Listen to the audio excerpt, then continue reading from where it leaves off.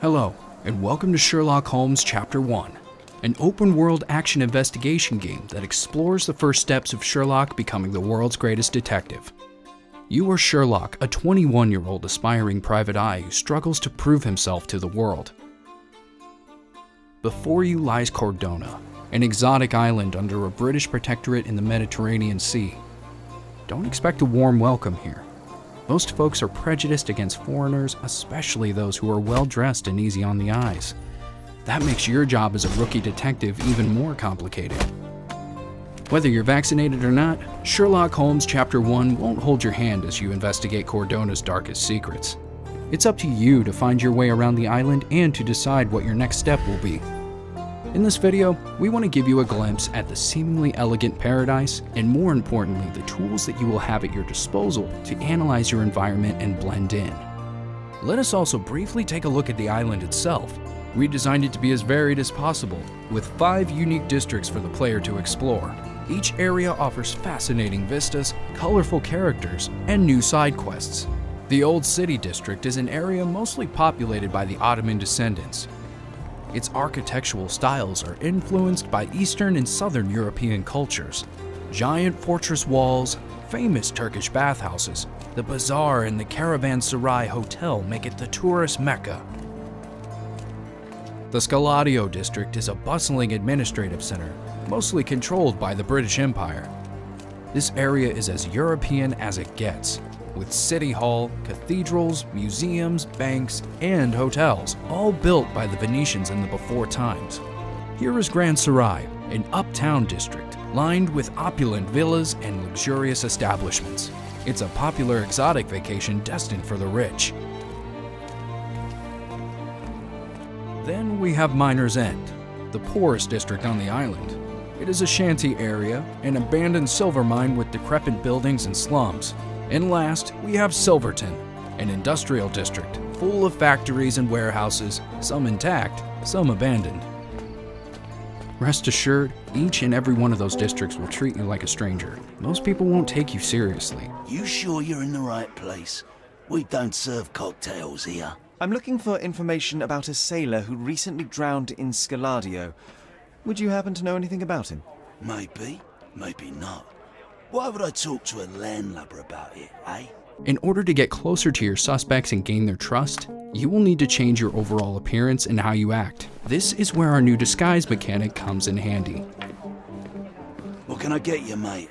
Nah, I'm good. Don't want to end up like that guy who drowned in the fountain after having one too many. Throughout the game, new outfits can be purchased from vendors or earned by completing quests across the island. There are dozens of outfits, hats, facial accessories, and cosmetic items at your disposal. Use them to customize your Sherlock to your liking, and roleplay as a senior policeman, local trader, or even a pirate to get into closed-off areas. Sneak into the police's prison cells or private venues as you pursue the truth of Cordona's weirdest transgressions. However, while many situations require a specific outfit, it's only a piece of the puzzle. As a stranger on the island, you will need to approach its citizens and ask for help. There are several social classes within the game, like aristocrats, workers, lowlifes, and etc. Knowing who to approach, what questions to ask, and how to disguise yourself is key to getting the job done. Every item you select for your disguise will have to be accurate enough to give you credibility overall, so that each class is more likely to take you seriously and want to share information with you. Ah, it's you! I mean, it's him! It's him! Keep in mind, everyone on the island will react to your new identity either positively or negatively. Asking intel from a policeman while dressed as a thug will get you nowhere. But put on an aristocratic outfit, and some will give you the world.